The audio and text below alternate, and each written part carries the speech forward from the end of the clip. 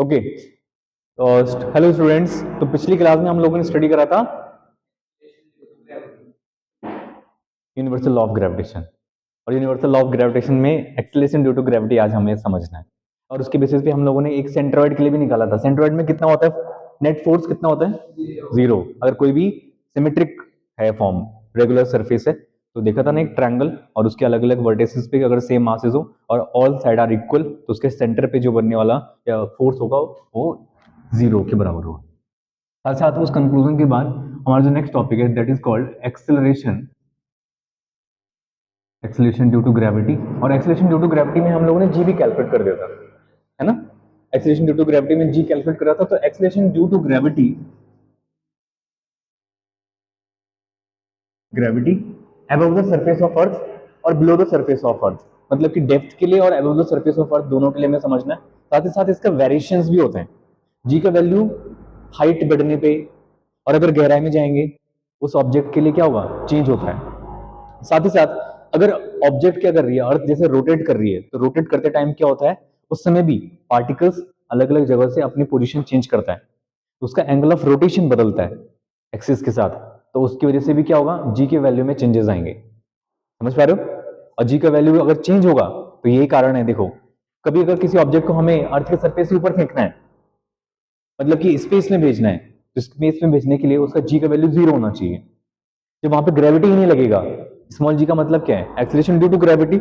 अगर जी ही जीरो हो गया तो ऑब्जेक्ट कहां हो जाएगा, एस्केप कर जाएगा यहां से।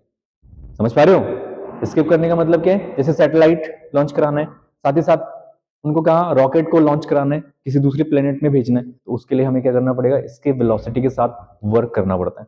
क्लियर है, इतनी बात समझ में आई। तो अब acceleration due to gravity, number पहला हम जो टर्म इस पर समझेंगे वो है above the surface of earth. कोई भी पार्टिकल है above the surface of earth, तो above the surface of earth के लिए हम एक ड्राइंग कर लेते हैं। वो है कि मान लो अर्थ, और अर्थ का ये रेडियस है आर ऑफ ई, और इसके कुछ ऊपर हाइट तक, यहाँ पर तक हमने इसको भेजा किसी स्मॉल एम मास को। इसका यहाँ से यहाँ तक का हाइट कितना है, एच। ठीक है। तो इस पे लगने वाला जो फोर्स होगा इस हाइट पे, F of H is equal to क्या आएगा, कैपिटल जी, और इस ऑब्जेक्ट का मास स्मॉल एम, और mass of earth divide by are E plus H का स्क्वायर। ये होगा ना, क्योंकि फोर्स का फॉर्मूला क्या है, ग्रेविटेशनल फोर्स का, capital G M one M two upon R square. R हो जाएगा आर ई प्लस एच का होल स्क्वायर, और यहाँ पर एम का अपॉन में लेके आ जाइए, F upon F of H divide by small M.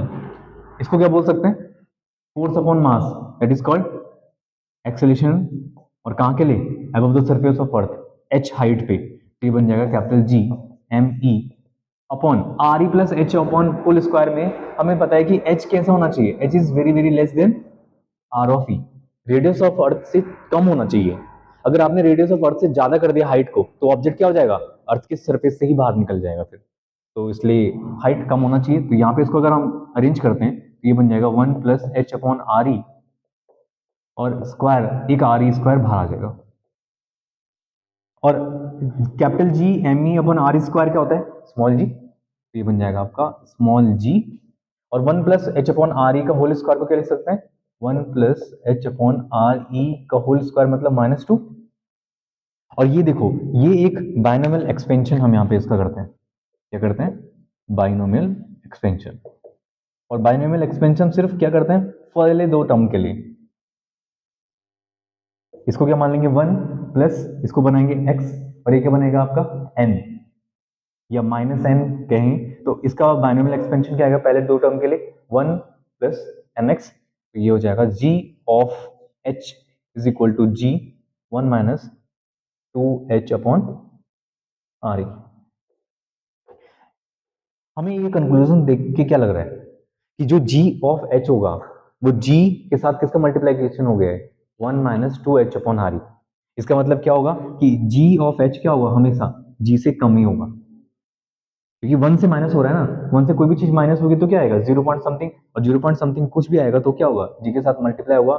जी का वैल्यू क्या होता है, 9.8, तो वो जी ऑफ एच ऊपर जाने पे क्या होगा, कम हो जाएगा। तो आप लिखेंगे acceleration due to gravity above the surface of earth decreases. क्या होगा? डिक्रीजेस होगा। Same as case number 2। Case number 2 अब कौन सा आएगा? Below the surface of earth, below या डेप्थ में ऑफ अर्थ। अगर कोई भी बॉडी है और below the surface of earth होगी तो उसके लिए हम कंस्ट्रक्शन यहाँ पे कुछ इस तरह से करते हैं कि इसके कंस्ट्रक्शन के लिए हम क्या मानते हैं कि अगर इसका ऑब्जेक्ट है तो उसके अर्थ की जो पूरी की पूरी बॉडी होगी उसका मास कितना होगा? एम ऑफ ई। अगर वो नीचे डी यहां तक आता है इतना डिस्टेंस, और रेडियस ऑफ अर्थ कितना होता है? आर ऑफ ई। और इतना डी डिस्टेंस पे कोई पार्टिकल आता है यहाँ पे, स्मॉल एम पार्टिकल। तो स्मॉल एम पार्टिकल या जिसका मास एम है, तो इस ऑब्जेक्ट का कितना होगा? इस वाले ऑब्जेक्ट का ये जो रीजन होगा इसका कंसंट्रेशन या इसका मास कितना होगा? M of S. इसका मास कितना होगा? M of S. ये जो रीजन हमारे पास आएगा जहां पर वो मास रहेगा जिस सरफेस में रहेगा, ये मास जिस सरफेस में रहेगा उसका रीजन होगा एम ऑफ एस। और टोटल मास कितना होगा? मास ऑफ अर्थ। और इस वाले मास को हम क्या बोलेंगे? छोटे से पार्टिकल को स्मॉल एम। तो याद करो वो कंसंट्रेशन के लिए टर्म्स में भी हमने ऐसे ही करा था। यहाँ इन दो मासेस के बीच इस पूरे वाले रीजन और इसके सरफेस पे जो मास है इस पर कितना फोर्स लग जाएगा? एफ ऑफ, क्या लिख सकते हैं इसको हमें? F of D. F of D is equal to क्या आएगा? कैपिटल जी, इसका मास स्मॉल एम और इसका सरफेस का मास एफ एम एस। और इन दोनों के बीच का रीजन क्या मान लो आप? Small r. इसको क्या मान लो? Small r. Small r square हो जाएगा। और जो स्मॉल आर जो हमारे पास ये डिस्टेंस आएगा इसको कैसे निकाल सकते हैं? R E minus D. इसको आप लिख सकते हैं capital ji small M M of S divide by small R है आर ई माइनस डी। तो आर को हम लिखेंगे आर ई माइनस डी का होल स्क्वायर। लेकिन इस एम ऑफ एस को हम कैसे लिख सकते हैं? इस एम ऑफ एस को हम लिख सकते हैं वॉल्यूम इंटू डेंसिटी के टर्म्स में। इसका वॉल्यूम और डेंसिटी निकालना आसान है। कैसे निकाल सकते हैं? M of S is equal to 4/3 pi, और इसका रीजन क्या है? आर क्यूब इंटू डेंसिटी कितना होगा? रो। सेम एज बड़े या इस बड़े मास के लिए, मास ऑफ अर्थ के लिए हम क्या लिख सकते हैं? 4/3 पाई आर ई क्यूब इंटू डेंसिटी। इन दोनों को डिवाइड करके mass of m s calculate कर दीजिए। तो m s is equal to क्या आएगा? याद करो 4/3 पाई रो, 4/3 पाई रो इसकी पूरी की प्लेस में क्या रख सकते हैं हम? एम ई upon R E cube into R cube लिख सकते हैं सर। याद है ना? ऐसे हमने कंसंट्रेशन के लिए भी करा था। तो जब डेप्थ में जाएगा तो डेप्थ में जाने पे क्या होगा? मास का जो कंसंट्रेशन है वो चेंज हो जाता है। तो कंसंट्रेशन जब चेंज होगा तो एम एस की वैल्यू यहाँ पुट कर दो इस वाली जगह पे, और आर स्क्वायर को बल्कि अभी आप आर स्क्वायर ही रहने दीजिए, हम बाद में चेंज कर देंगे इसको। तो यहाँ पुट कर दीजिए वैल्यू इक्वेशन नंबर फर्स्ट में। तो now from equation number first इसमें क्या बनेगा? F of D is equal to capital ji small M m e divide by are e का cube into r square, r cube. अब इसमें क्या करेंगे? आर को क्या लिख सकते हैं? आर को लिख सकते हैं आर ई माइनस डी। तो यहां पे आप इसको और इस एम को अपॉन में भेज दीजिए। फोर्स अपॉन मास क्या होता है? एक्सेलरेशन। तो ये बन जाएगा एक्सेलरेशन कौन सा? जी ऑफ डी। और ये बन गया आपका capital G mass of E upon are e का क्यूब इंटू इसको लिखेंगे आर ई माइनस डी का क्यूब। इसमें आर ई माइनस डी का होल क्यूब को आप कैसे बना सकते हैं? इसको आप इस फॉर्म में कन्वर्ट कर सकते हैं कैपिटल जी अपॉन आर ई क्यूब। इसमें आर ई कॉमन लो, आर ई बाहर कॉमन आ जाएगा, अंदर क्या रहेगा? आर ई क्यूब बाहर आएगा 1 minus D upon cube cancel, GMERE cube से ये पूरा का पूरा टर्म कैंसिल, ठीक है। और हमारे पास यहां से टर्म आ रहा था यहाँ पे सॉरी, यहाँ पे हमारे पास क्या था, आर स्क्वायर, क्या था, आर स्क्वायर, ये ध्यान रखिए, यहाँ पे हमारे पास आर स्क्वायर था, तो आर स्क्वायर से पहले एक आर कैंसिल हो जाएगा और यहाँ पे क्या बनेगा, यहाँ पे जो टर्म बनेगा हमारे पास आर ई क्यूब,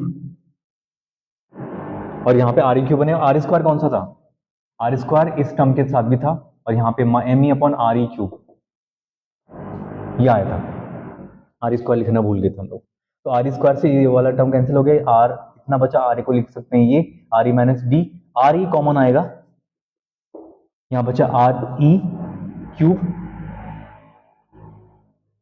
तो आर ई क्यूब से एक आर ई कॉमन कैंसिल हो गया, तो यहाँ क्या बचेगा, आर ई स्क्वायर। तो g M E upon are e square क्या होता है, जी, तो ये बन गया आपका g of d, g of D is equal to g 1 minus D upon are e, ठीक। और डेप्थ में भी क्या हो रहा है, डेप्थ में भी जी ऑफ डी, जो डेप्थ के लिए एक्सेलरेशन ड्यू टू ग्रेविटी है, वो भी जी से क्या हो रहा है, 1 minus D upon are E, इसमें भी क्या होगा, जी ऑफ डी मतलब gravitational acceleration due to gravity, depth of earth, उसके लिए भी क्या होगा, decrease, above the surface of earth भी decrease, below the surface of earth भी डिक्रीज। इसमें डिक्रीज का रेट क्या है, 1 minus two H upon are E, इसमें क्या है 1 minus D upon are E, तो जी ऑफ एच और जी ऑफ डी में एक रिलेशन आता है, जी ऑफ एच और डी, जी ऑफ डी में एक रिलेशन भी हम कैलकुलेट कर सकते हैं कि g of h upon g of d, g of h upon g of D is equal to 1 minus two H upon are e divide by 1 minus D upon are e. अगर आपको कभी भी किसी object को बोला है इतने ही ऊपर हाइट में ले जाना है, इतने ही ऊपर नीचे गहराई में उसको लेके जाना है, तो वहां पर आप इनका दोनों का रेशियो निकाल सकते हैं। क्लियर है इन दोनों के लिए, ठीक है। नेक्स्ट, अब ये वेरिएशन यहाँ पर दो केस तो हम लेके तो हमने देख लिया, केस नंबर 2 के लिए भी एक थर्ड केस होता है variation of ji due to rotation, इसकी वजह से variation of ji due to rotation, case number third, variation of ji due to rotation. अब कोई भी ऑब्जेक्ट अगर रोटेट करेगा तो आपको पता है उसमें क्या आ जाता है, एंगुलर, कौन से टर्म्स आ जाते हैं उसके अंदर, एंगुलर टर्म्स आ जाते हैं। अब अर्थ ही रोटेट कर रही है, जब अर्थ रोटेट करेगी तुम्हें पता है कि अर्थ रोटेट करती है एक पर्टिकुलर एक्सिस में, और ओमेगा होगा उसका एंगुलर वेलोसिटी, और जब एंगुलर वेलोसिटी ओमेगा होगा तो हम यहाँ से बोल सकते हैं ये वाला पॉइंट इसका क्या है, कोई पार्टिकल यहाँ पर ये इसका सेंटर है अर्थ का, और सेंटर से लेकर उस पार्टिकल, जो पार्टिकल रोटेट कर रहा है उसको हम यहाँ पे मान लेते हैं पी, और उसके पास कुछ मास है अपना m, और जो m मास होगा, अब बताइए मुझे कि अगर पार्टिकल ऐसा है तो इसका ये जो रोटेशन होगा इसकी किस तरफ जाएगा, यहाँ पे ऐसे मूव करेगा, ऐसे करेगा, ऐसे मूव करेगा, या ऐसे मूव करेगा, किस तरफ मूव करेगा, बिल्कुल कैसे जाने की कोशिश करेगा, हाँ कि वो बिल्कुल टू वाली डायरेक्शन में जाने की कोशिश करता है, लेकिन फिर उसको कौन बाहर जाने की कोशिश करता है वो, जैसे कभी आपने एक टर्न पार कराओ और ओमेगा की स्पीड से अर्थ घूम रही है, पर लेकिन जो पार्टिकल उसके अंदर बैठा होगा वो कहाँ जाने की कोशिश करता है, सीधा रेडियली जाने की कोशिश करता है। रेडियली कौन सा, this is the radius of earth, ये रेडियस ऑफ अर्थ है, तो रेडियली जाने की कोशिश करता है, लेकिन जब रेडियली जाने की कोशिश करता है ये टू डायरेक्शन में जाने की कोशिश करेगा, कौन से डायरेक्शन में जाने का, टू, बाकी 1, 3 और 4 डायरेक्शन में नहीं जाएगा। कैसे जाता है ऑब्जेक्ट, रेडियली, जब रेडियली जाने की कोशिश करेगा तो आप देखोगे इसका यहाँ पे इसका प्रोजेक्शन होगा, इस पॉइंट का प्रोजेक्शन, समझ रहे हो, छाया कहाँ बनेगी, अगर ये पॉइंट P यहाँ पर है तो इसकी शैडो कहाँ बनेगी, यहाँ। इस समय ये पार्टिकल का जो रोटेशन होगा वो इस वाले रीजन के लिए रोटेट करेगा ऐसे। जो पार्टिकल कभी कहां पर लाई करेगा, जो कहीं ऊपर लाई करेगा तो उसका रीजन, उसका डिस्टेंस यहां होगा। जब कोई पार्टिकल इधर लाई करेगा तो उसका रोटेशन यहां होगा, यहां होगा। ऐसे ऐसे मूवमेंट करेंगे, ऐसे ऐसे रोटेशन करेंगे। और जब रोटेशन करेंगे तो इतने डिस्टेंस को क्या बोला जाएगा, स्मॉल आर। क्या बोला जाएगा उस रीजन को, स्मॉल आर। क्योंकि वो भी क्या करेगा, उतना रीजन पे सरफेस में घूमेगा एक्सिस के साथ साथ जब रोटेट होगा। अगर जो पार्टिकल यहां होगा तो उसका रीजन थोड़ा बड़ा बनेगा, जो पार्टिकल यहां होगा तो उसके लिए क्या होगा, उसके लिए रीजन कुछ ऐसा बनेगा। समझ गए ना। तो सेंटर में ज्यादा R, small R, capital R E के बराबर हो जाता है, लेकिन धीरे धीरे ऊपर ऊपर जाते जाते स्मॉल आर आर ई से छोटा होता चला जाता है। Small R is the region, जिस रीजन में ऑब्जेक्ट क्या कर रहा है, प्रोजेक्शन कर रहा है, मतलब घूम रहा है। एंगुलर वेलोसिटी से तो पूरा अर्थ घूम रहा है, लेकिन जो पार्टिकल यहां पे होगा, यहां पे होगा, इन वाली कंडीशनों में होगा, तो उसके लिए क्या बनेगा, आर धीरे धीरे कम होता चला जाएगा। वो रेडियस ऑफ अर्थ की इक्विवेलेंट नहीं होगा। समझ गए। वो कौन सा होगा, वो रोटेशन वाला रीजन होगा। अब आप इसके लिए थोड़ा सा चेंज, वो देखिए, अगर इसका मास m है तो इस पे क्या लगेगा, mg। टोटल फोर्स कितना होगा, mg। लेकिन साथ ही साथ अब ये बाहर जाने की कोशिश कर रहा है, तो कौन सा ऑब्जेक्ट, कौन सा फोर्स इसको बाहर खींचेगा, सेंट्रीपिटल है सेंट्रीफ्यूगल, सेंट्रीफ्यूगल। तो सेंट्रीफ्यूगल फोर्स जब बाहर की तरफ खींचेगा तो सेंट्रीफ्यूगल फोर्स क्या होता है बताइए। सेंट्रीफ्यूगल फोर्स लगभग सेम होता है, इक्विवेलेंट होता है किसके, सेंट्रीपिटल के। और सेंट्रीपिटल के इक्विवेलेंट होता है तो F is equal to M omega R, M omega square into R. आया कैसे, क्योंकि F इज इक्वल टू होता है M V square upon R. तो V को लिख सकते हैं R omega, R square omega square, R से आर कैंसिल तो ओमेगा स्क्वायर आर। क्लियर हुआ। तो ये ओमेगा स्क्वायर कि उसको बाहर की तरफ खींच के रखेगा। साथ ही साथ हम यहाँ पे थोड़ा सा ज्योमेट्री बना देते हैं। ये एंगल क्या होगा यहाँ पे, अल्फा। एंगल क्या होगा, अल्फा। और जब एंगल अल्फा होगा तो ये वाला एंगल भी कितना होगा, अल्फा। इसके कंपोनेंट क्या होंगे, इसके दो कंपोनेंट होंगे। इधर की तरफ जो होगा, एक होगा M omega square cos alpha, और क्योंकि इसी रीजन में कौन है, इसी रीजन में है M omega square R, centrifugal force. और सेंट्रीफ्यूगल फोर्स के दो कंपोनेंट बनेंगे, ये कैसे, और एक ये। इधर की तरफ जो होगा उसको कौन सा रीजन, उसको बोलेंगे m omega square r cos alpha, और इसको बोलेंगे इस वाले को m omega square r sine alpha. आगे दोनों पॉइंट, दो कंपोनेंट। अब कौन रोटेशन कराने के लिए कैपेबल होगा, कॉस अल्फा। तो हमारा जो फोर्स आएगा वो कितना आएगा, m omega square r cos alpha. और जब जी, इसकी वजह से कैसे बदलेगा, जो जी आएगा उसको बोलेंगे हम जी डैश। जी डैश मतलब कि जी में जो चेंजेस आएंगे रोटेशन के साथ साथ, तो फोर्स के साथ बदलेगा। तो इसमें हम लिखेंगे एपरेंट। एपरेंट, एपरेंट क्यों, हमें जिस चीज का आभास होगा, इसलिए वर्ड यूज करते हैं यहाँ पे apparent acceleration due to gravity. apparent acceleration due to gravity is g dash। क्या कहेंगे इसको, g dash।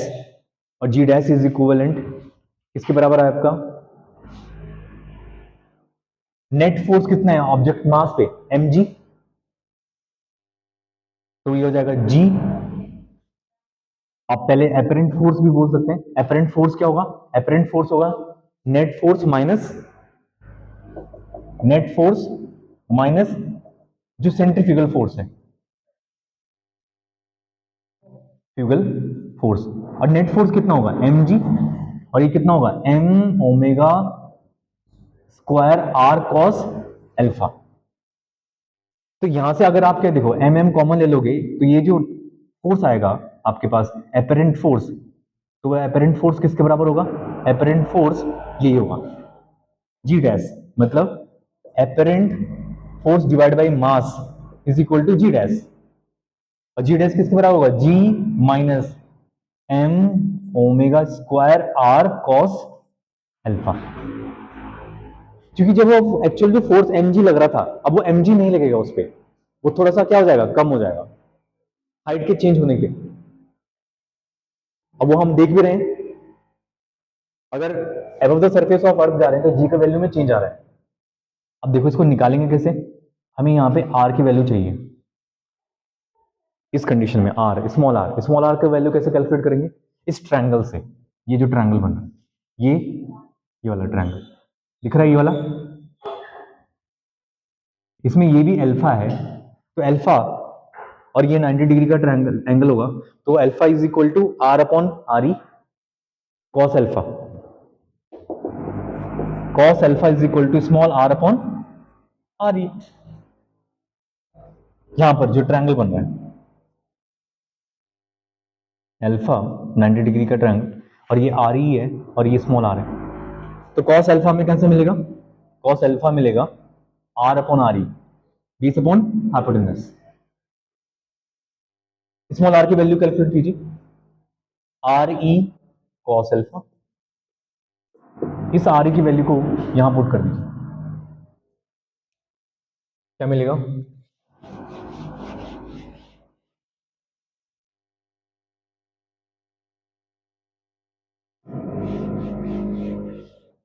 बताइए, g dash is equal to g minus m omega square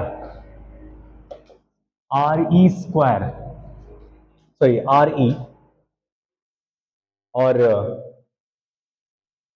cos alpha दो बार आ जाएगा, cos alpha cos square alpha, आए समझ में, तो जी का वैल्यू ये हो जाएगा जी डैश। तो इतना चेंज आएगा रोटेशन अगर कोई ऑब्जेक्ट करता है अर्थ के चारों तरफ, तो variation of ji due to rotation. अब आपको पता है इक्वेटर के साथ एंगल कितना बनता है अल्फा का, 0 degree at equator, alpha is equal to 0 degree, cos alpha, alpha 0, तो कॉस अल्फा कॉस 0 और कॉस 0 1, तो g dash is equal to g minus m omega square r a. Very important case है ये, direct आपको एक question पूछा है NEET में कि when the angle of rotation is in and at equator is 0 degree, find the variation of g, g dash is equal to g minus e. Direct question है इसमें, क्योंकि ये प्रॉब्लम कैसी है, इस थ्योरेटिकल के साथ साथ एप्लीकेशन बेस्ड प्रॉब्लम भी। आप किसी सैटेलाइट को लॉन्च कर रहे हैं तो आपको इक्वेटर से लॉन्च करते हैं, इसलिए वहां पे जी का वैल्यू भी चेंज हो जाता है। साथ ही साथ अगर एन एट पोल, पोल पे अल्फा कितना हो जाएगा, अल्फा इज इक्वल टू 90 और कॉस 90 0, कॉस 90 की वैल्यू क्या होगा 0, यहां पे रखो कॉस 90, यहां पे हो जाएगा जी डैश इज इक्वल टू जी। तो पोल पे जो जी डैश या जो वेरिएशन होगा जी, वो मैक्सिमम होता है, इसलिए जी का वैल्यू वहां पे मैक्सिमम होता है एट पोल पे, और इक्वेटर पे क्या होता है कम। एक कंडीशन और आती है जिसको बोलते हैं condition of weightlessness, condition of weightlessness.